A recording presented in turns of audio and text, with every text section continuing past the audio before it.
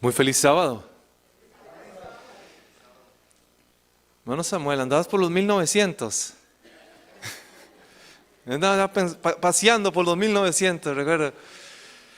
Bueno, qué gusto es nuevamente compartir con ustedes, hermanos. De verdad, cuando venimos a la iglesia de West New York, es una iglesia que apreciamos, que queremos mucho. Hay mucha gente aquí que de verdad la tenemos muy guardada en nuestros corazones. Y no voy a cometer el error de decir nombres porque si excluyo a alguien, vamos a tener problemas, ¿verdad? No me dejan después salir. Pero les digo, es una iglesia que para mí, para mi familia, ocupa un lugar muy especial. ¿Okay? Me puedo quitar la mascarilla, ¿verdad? Me dijeron. Así me escucha mejor. Y nos damos nosotros siempre el gusto de venir a esta iglesia porque cuando nos invitan la pasamos muy bien. De verdad la pasamos muy bien. Esta es nuestra casa, así lo sentimos siempre. Así que los apreciamos, los queremos un montón. Vamos a orar en esta hora para pedirle al Señor que nos bendiga al estudiar su palabra, que nos dé dirección y que la presencia de su Santo Espíritu esté con nosotros. Querido Dios y Padre que estás en los cielos, nuevamente, Señor, adoramos y glorificamos tu santo nombre. Te damos gracias, oh Dios, porque en este momento tan sublime, tan hermoso, que es el estudiar tu palabra, permite, oh Dios, que nuestros sentidos estén atentos a lo que tú tienes para nosotros. Que nuestros pensamientos, Señor, hoy estén atentos para recibir lo que tú tienes en esta hora, Señor. Toma nuestras vidas, toma nuestros corazones. Toma, Señor, lo que en este momento quizás nos está separando de ti, nuestra atención, tal vez lo que está trayendo ansiedad, que hoy, oh Padre Celestial, puedas disponer nuestras mentes y nuestros corazones para recibir de tu bendición. Gracias, Padre, porque tú nos escuchas. En el nombre de tu Hijo amado Cristo Jesús lo pedimos. Amén. Amén. Cuenta una historia que en una oportunidad, dos hombres que habían sido prisioneros de guerra en un país, se encontraron después de mucho tiempo de haber experimentado, haber tenido esa experiencia. Pasaron muchos años en aquella cárcel, pasaron situaciones muy adversas, muy complicadas. Así que esos hombres se encontraron en el camino y pronto comenzaron a hablar. Uno de ellos le preguntó, y cuénteme, ¿qué ha pasado con su vida? Así que el hombre le comienza a contar, bueno, yo apenas que salí de prisión, nos liberaron, yo busqué la forma de cómo rehacer mi vida, yo comencé a estudiar, felizmente terminé mi carrera universitaria, me pude graduar. Fue allí donde tuve la oportunidad también de poder comprar mi casa, comprar mis cosas, pero también ahí en la universidad fue donde conocí a la mujer de mi vida. Ahí conocí a mi esposa, así que nos casamos y después de un tiempo de haber estado casados sin hijos, decidimos tener hijos.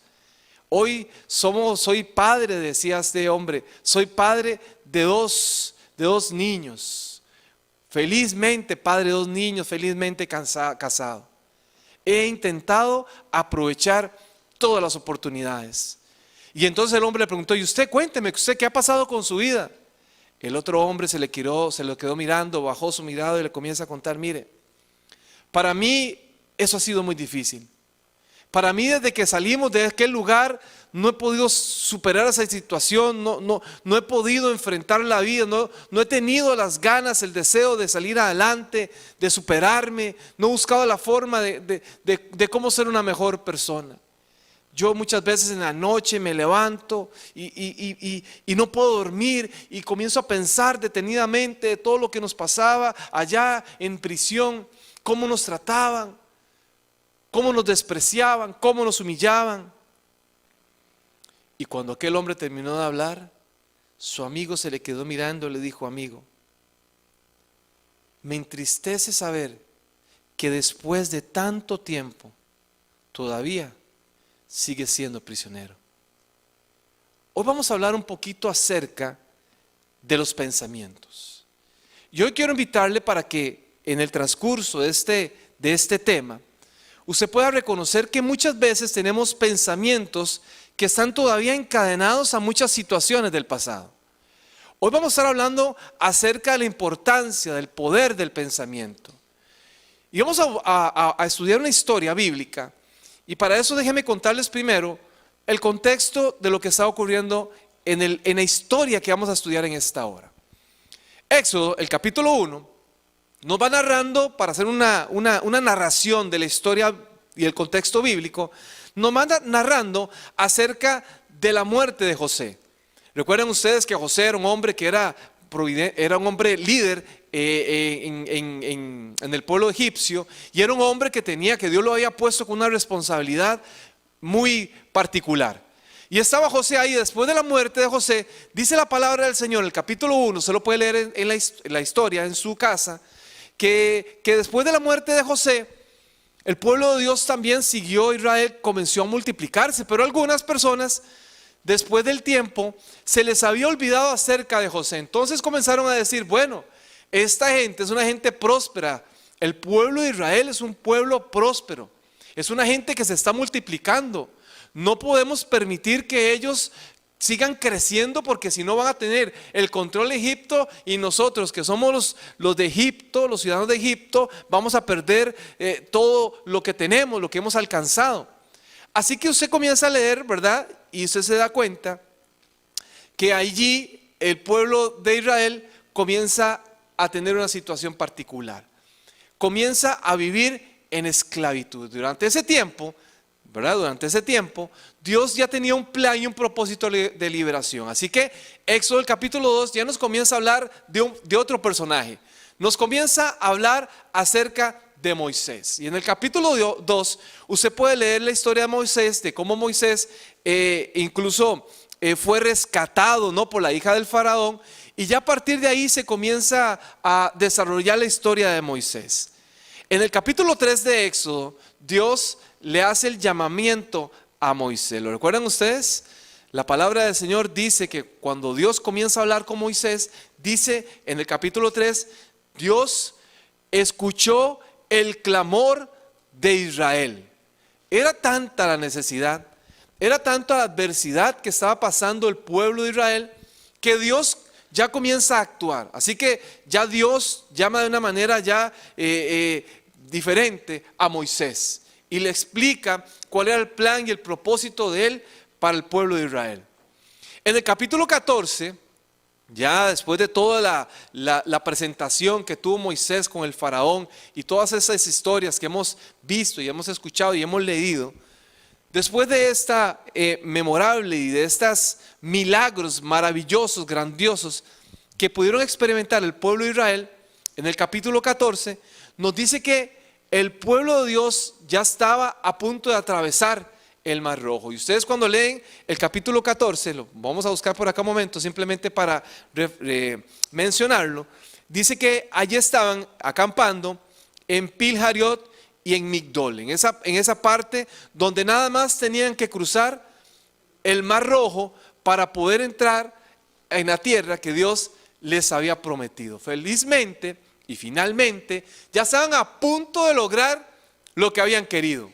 Era su libertad. Qué hermoso es poder encontrar libertad. Y posiblemente, tal vez usted se identifique con esa historia. Tal vez usted dice, bueno, es que yo también soy un emigrante, ¿verdad? Y salí en algún momento de mi país en busca de mejores oportunidades, porque la situación política, social de mi país quizás estaba muy delicada, era muy comprometida, había situaciones muy complejas, mucha inseguridad. Yo me sentía prisionero hasta en mi misma casa, no podía salir, tenía temor de que mis hijos salieran, tenía temor de ir al trabajo, y las cosas que tal vez podíamos comprar, tal vez no las quitaban, ¿verdad? Los ladrones no nos podían ver con cierta ropa, no podíamos vestir con cierta ropa porque nos asaltaban, nos podían hacer daño.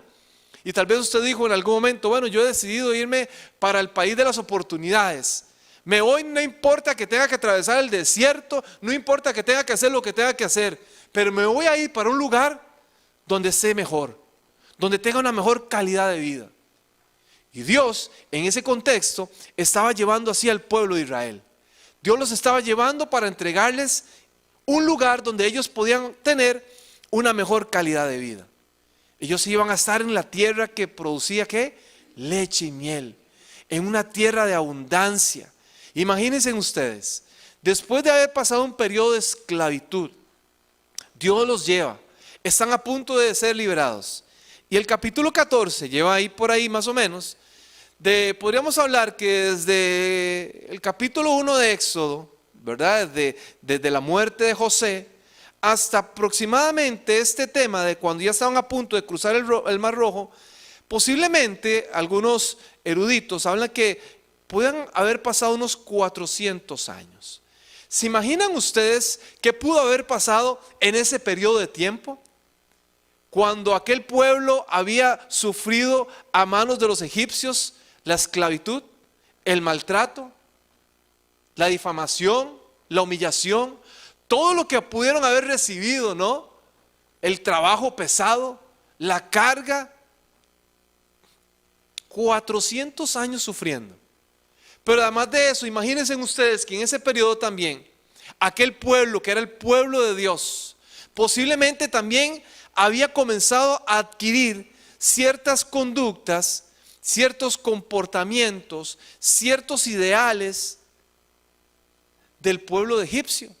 Y posiblemente comenzaron a asumir también algunas de las costumbres y a practicar algunas de las costumbres del pueblo egipcio.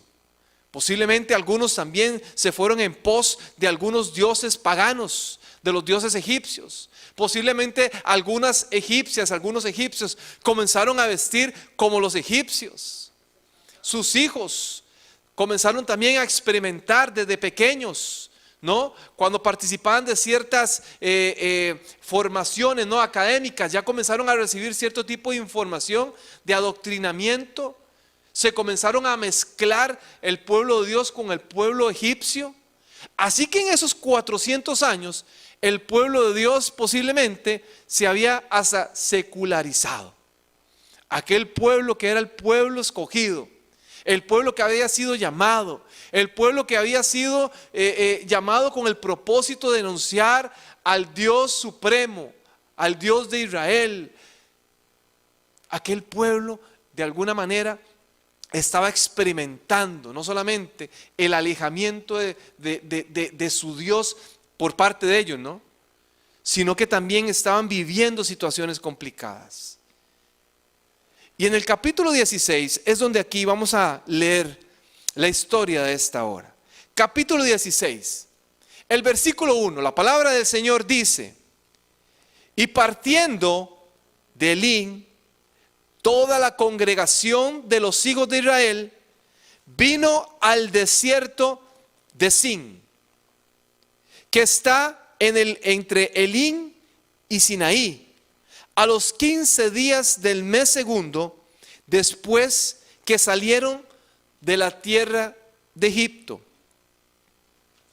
Y toda la congregación de los hijos de Israel murmuró contra Moisés y Aarón en el desierto, y les decían los hijos de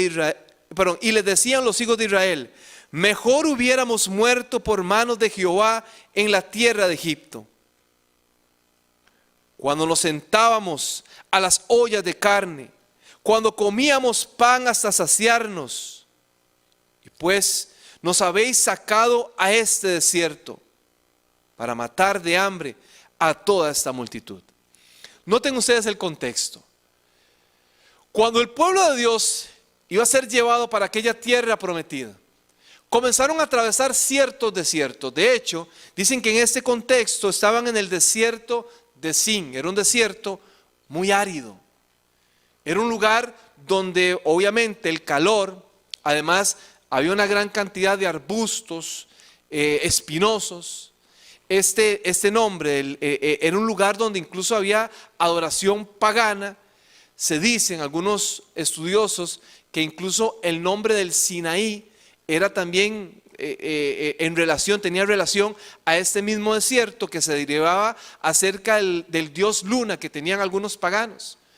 Era un lugar muy pagano, era un lugar donde las condiciones climáticas quizás no eran las ideales. Y en esas circunstancias el ser humano, cuando siente que las situaciones son adversas, son difíciles, son complicadas, es cuando muchas veces comienza a aparecer la incomodidad. Y el pueblo de Dios, el pueblo de Israel, estaba en esa condición. Estaba experimentando el calor del desierto, a pesar de que ya estaban acostumbrados. Comenzaron a murmurar en contra de Moisés, en contra de Aarón. Y les comenzaron a decir: mire, era mejor que nos dejaran allá. ¿Para qué nos sacaron? ¿Para qué nos sacaron de allá de Egipto? Donde teníamos aquellas ollas de carne, donde comíamos pan y nos saciábamos. Aquella gente todavía estaba encadenada en pensamiento a Egipto. Aquella gente había salido de Egipto, pero Egipto no había salido de ellos. Todavía estaban prisioneros, estaban cómodos siendo prisioneros. Y le decían a Moisés: preferimos estar allá de prisioneros, preferimos estar allá sin libertad, porque estamos contentos por lo menos porque comíamos. Y vea qué interesante la conducta del ser humano. Cuando Dios nos saca, cuando Dios nos libera, y Dios a muchas personas los ha sacado de situaciones complicadas de la vida, de relaciones de pareja, y la saca de ahí, y la persona en su necedad, su terquedad, desea nuevamente volver ahí. Posiblemente hoy le estoy hablando a una persona que tenga con problemas, algún tipo de problemas de adicción, y que está luchando con esa situación particular. Y Dios lo ha llevado y lo ha caminado, pero aquella persona todavía está encadenada a aquella situación, aquella adicción, y no puede porque está encadenado, porque no se ha decidido, porque dice: ay, es que las cosas del mundo son tan placenteras, es que estar en Egipto es tan placentero, es que sigue la cumbia, es que Egipto, ay, Egipto. Es diferente Egipto, porque allá nadie dice cómo se tiene que vivir, porque allá nadie dice cómo se tiene que vestir, porque allá nadie dice qué se puede, qué no se puede comer. Es allá en Egipto donde muchas veces la gente entra en esa zona de tranquilidad, en esa zona de confort. Posiblemente ustedes han escuchado aquella historia del elefante, ¿no? Como el elefante es enseñado, como el elefante es programado. Si alguien no lo ha escuchado, déjeme contarle. Se dicen que muchas veces para poder entrenar a un elefante, han visto ustedes que los elefantes están atados, su pata, que es grande, gruesa, fuerte, a una cadena que si el elefante quisiera la pudiera destrozar. ¿Han visto ustedes? Cuando yo le di la primera vez esa reflexión, me dejó pensando, porque ellos dicen que cuando el elefante está pequeño, el entrenador llega y lo sujeta con una cuerda, y entonces el elefante intenta zafarse, intenta hacer fuerza, pero aquella cuerda, que es más fuerte que ese elefante pequeñito, no se rompe, no se despedaza. Así que el elefante comienza a crecer, la misma cuerda, la misma cadena es la misma, pero el elefante comienza a agarrar fuerza, tamaño. El elefante ya sabe, según el elefante, que si él intenta romper la cadena, ¿qué pasa? No puede. Y entonces el elefante se queda en su cabeza, en su pensamiento, con que esa cadena que lo aprisiona es una cadena imposible de romper. Hay gente que tiene un pensamiento de elefante, que piensa que esa situación que está ahí amarrándole, que le está perjudicando, esa situación complicada quizás, o quizás esa situación que le genera de alguna manera placer quizás, y están ahí amarrados a esa situación.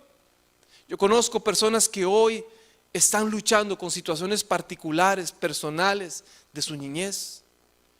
Personas que no han decidido o no han tomado la decisión de poder perdonar y no se han podido liberar de la carga de la falta de perdón. Hombres, mujeres que quizás en su infancia alguien abusó de ellos en algún momento. Una persona que tal vez no lo esperaban. Un familiar que quizás muy cercano y que usted dice, hoy todavía yo lo veo y siento en mi estómago y siento una situación y con solo pensar en aquello. ¿Por qué? Porque todavía mi mentalidad de elefante todavía me tiene por ahí amarrado, aprisionado. Por eso la palabra dice, y conoceréis la verdad y la verdad os hará libres. Porque Dios quiere liberar nuestros pensamientos.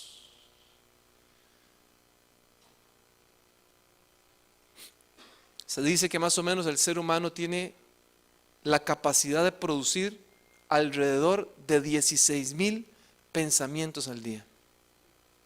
16,000 pensamientos al día, ¿se imaginan ustedes?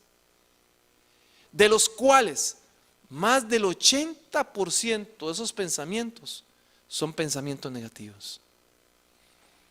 De los 16,000 pensamientos que hoy hemos estado produciendo, más del 80 pueden ser pensamientos negativos. Por eso la palabra de Dios en Proverbios, el capítulo 23, versículo 7 dice, porque como piensa en su corazón, tal es él. Porque así como pensamos en nuestro corazón, así somos. Porque el tema radica en nuestro pensamiento. Aquella gente, aquel pueblo de Israel que estaba ya luchando, que estaba saliendo, que se estaba quejando, que estaba murmurando, porque hay gente que le gusta vivir en la murmuración, que le gusta vivir en la queja, que le gusta vivir en la insatisfacción.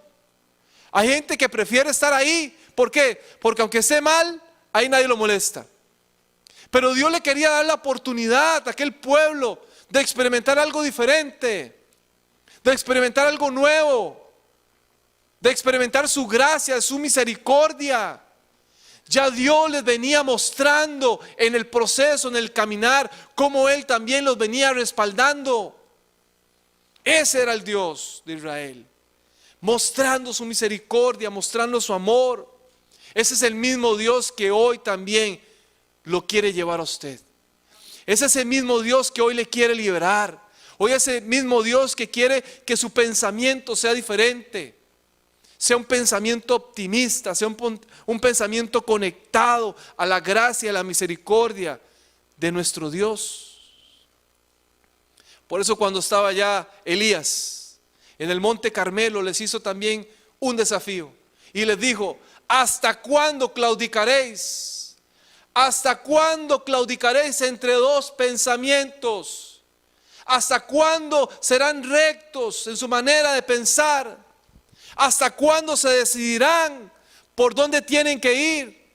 ¿Hasta cuándo decidirán confiar en Dios? ¿Hasta cuándo decidirán poner su fe, su esperanza plena, su confianza en Dios? ¿Hasta cuándo? Y mientras estamos en esa lucha, en esa constante lucha de que sí, de que este año sí, de que este año, bueno, este año, el 1990, dijo el hermano, este año 2021, este año 2022, este año sí va a ser un año de oportunidades.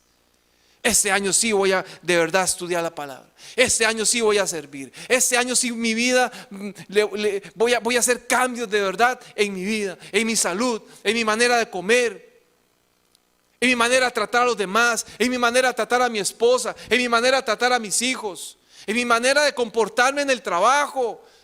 Ya no voy a estarme trayendo cosas del trabajo. Ya voy a dar ese hábito, ya por fin.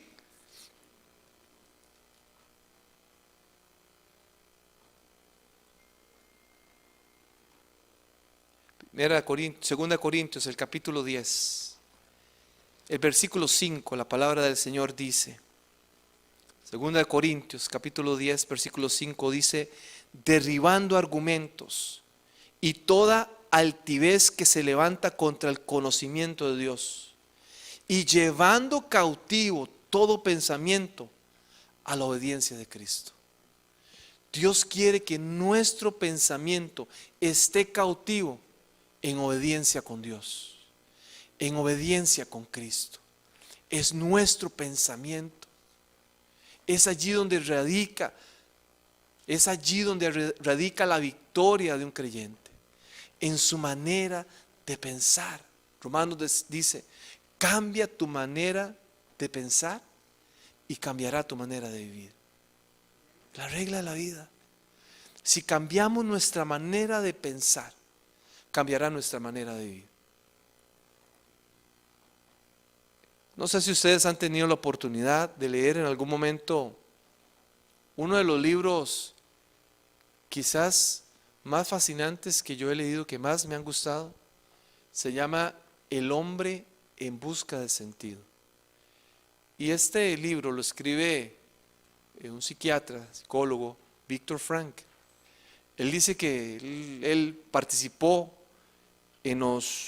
como judío, ¿no? Fue también llevado cautivo a una de esas lugares de concentración nazi, en Auschwitz. Y él dice que él estando ahí, cuando él tuvo la oportunidad, dice que él, como doctor, le llegó a él una invitación del gobierno, le dijo, bueno, salga de este país, porque ya vienen los nazis para acá, ya vienen por acá.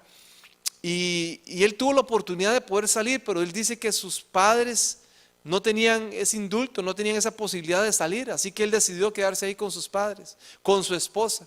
Y entonces dice que cuando llegaron ya los nazis, dice que comenzaron a apartar a la gente, que fue ahí donde tuvo la última oportunidad de ver a su esposa, nunca más la volvió a ver.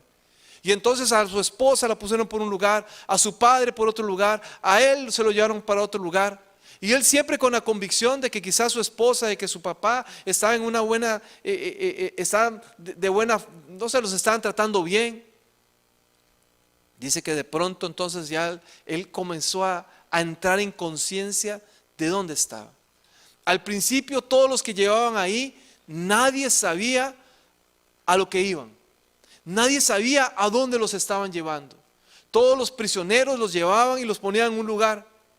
Y dice que ahí había un hombre que se ponía ahí al frente siempre. Ponían a todos los judíos, les quitaban la ropa, les quitaban su ropa interior, les ponían por ahí una ropa especial para identificarlos como prisioneros. Y dice que ahí se ponía un hombre que le decían el capo. Y este hombre, el capo, se ponía ahí al frente,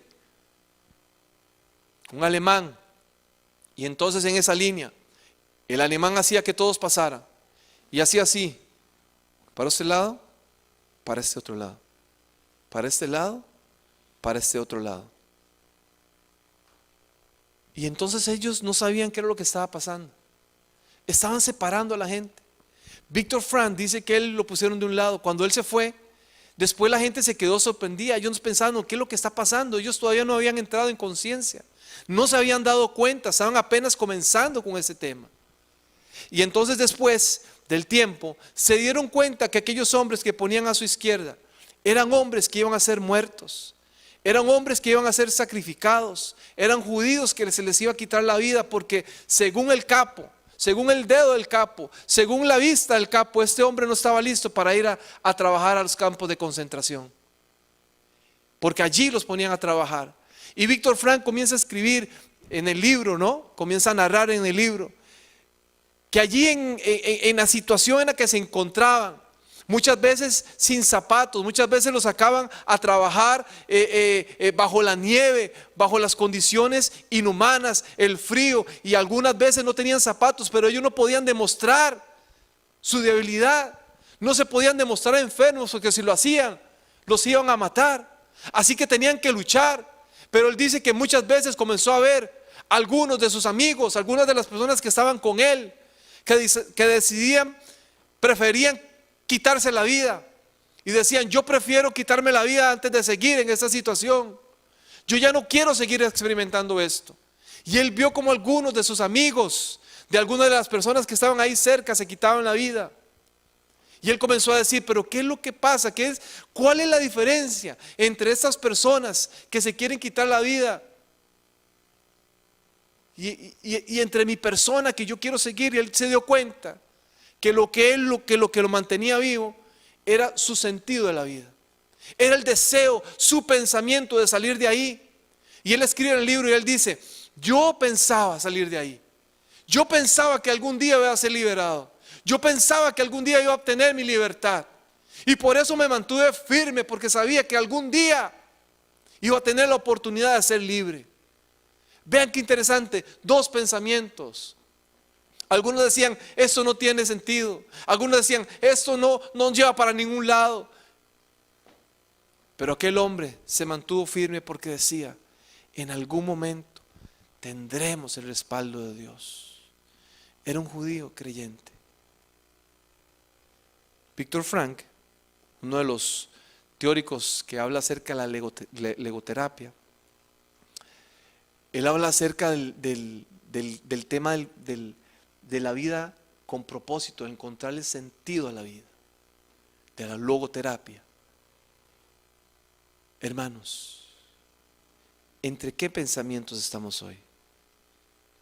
¿En dónde estamos hoy? ¿Cuáles son los pensamientos que circulan en nuestra mente? Hay pensamientos tal vez negativos, derrotistas.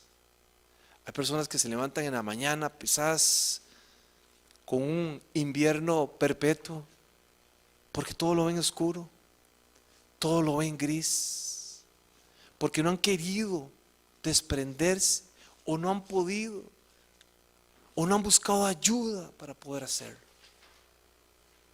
Hoy nuestro Dios maravilloso nos quiere dar libertad. Hoy ese Dios maravilloso quiere liberar nuestros pensamientos. Termino con esta historia. Cuentan que había un camello pequeño que estaba con su mamá. Y entonces el camellito pequeño le comienza a preguntar a su mamá, mamá, ¿por qué nosotros los camellos tenemos las patas tan largas?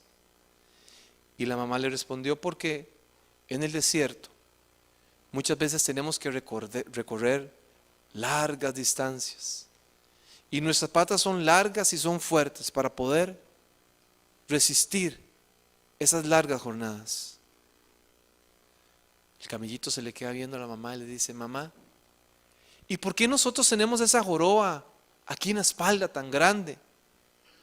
La mamá le dice, es que hijo, en el desierto muchas veces el calor del desierto, muchas veces que tenemos que caminar esas largas jornadas, no encontramos agua. Y entonces ahí nosotros almacenamos ese líquido, el agua, la que nos permite resistir el calor, la adversidad del clima en el desierto. Entonces el camellito se le queda viendo a la mamá y le dice, y mamá, ¿por qué nosotros tenemos esas pestañas tan largas? Mi amor, porque nosotros en el desierto, cuando se vienen esas tormentas en el desierto, y cuando el viento sopla y nos hace el polvo, nos tira el polvo en nuestra cara, esas mismas pestañas nos ayudan para que nuestros ojos se mantengan bien, para poder ver bien. Y el camellito se le queda viendo a la mamá camello y le dice, mamá, si nosotros tenemos unas patas largas para caminar largas distancias en el desierto, si tenemos esta joroba para poder almacenar agua, para poder resistir el clima del desierto, si tenemos estas pestañas tan largas para poder resistir de las tormentas del desierto, mamá, ¿qué estamos haciendo aquí en el zoológico? Saben, muchas veces estamos en el lugar incorrecto. Y muchas veces estamos en el lugar incorrecto, no porque Dios nos ha llevado al lugar incorrecto, es porque nosotros permanecemos con nuestro pensamiento firme, atento, en que ese es el lugar correcto. El pueblo de Dios, Dios los estaba liberando, Dios les estaba ofreciendo, pero ellos creían, consideraban que el lugar correcto era allá, donde habían crecido, donde habían aprendido a vivir con el maltrato, donde habían aprendido a ser despreciados. Dios quiere para nosotros cosas buenas. ¿Lo cree? ¿Qué le parece si nos ponemos de pie? Vamos a terminar en esta hora pidiéndole a ese Dios maravilloso, a ese Dios sublime, a ese Dios que se ocupa de las necesidades más pequeñas de su vida. Yo quiero decirle que si usted está luchando ahorita en su pensamiento y que usted dice, Señor, ¿valdrá la pena seguir? Señor, ¿valdrá la pena seguir manteniéndome firme, Señor, en la fe? ¿Valdrá la pena seguir perseverando en la fe? ¿Valdrá la pena seguir luchando? O tal vez usted dice, Señor, es que yo no siento las fuerzas necesarias para poder luchar. Es que yo siento, Señor, que allá está mi felicidad, que ahí está el placer, que lo que me está dando aquello me produce a mí la alegría, el gozo que estoy buscando. Pero tal vez en su corazón usted sabe que no es así. Hoy Dios quiere cambiar nuestra manera de pensar. Vamos a orar. Amado Dios, te queremos agradecer, Señor, en esta hora, porque tú nos hablas, Señor. Dios, tú conoces nuestros pensamientos. Antes de que nosotros, Señor, los procesemos, ya tú los conoces. Tu palabra dice que tú tienes pensamientos de bien para nosotros. Y te pedimos en esta hora, oh Dios, que tú puedas poner en armonía nuestros pensamientos contigo. Señor, si tal vez nuestros pensamientos son pensamientos de inseguridad, quizás, Señor, de duda, o de tantas situaciones, Señor, que nos hacen sentir mal, que nos afligen. Hoy queremos pedirte, oh Dios, que tú tomes el control de ellos. Ayúdanos, Señor, a tener una conexión contigo. Ayúdanos, oh Dios, a experimentar tu gracia y tu misericordia. A entender, Señor, que tú tienes planes y propósitos en nuestra vida. Bendice, Señor, esta iglesia. Bendice a cada una de las familias que hoy están acá, Señor. Que tu presencia esté con ellos, Señor. Que tu amor, Señor, sea manifestado en cada momento de sus vidas. Y que sobre todo, Señor, que nosotros podamos sentir tu compañía y tu presencia con nosotros. Gracias, Padre, porque nos has hablado. Gracias, Padre, porque nos amas. Pedimos todo esto, Dios, en el nombre de tu Hijo amado, Cristo Jesús.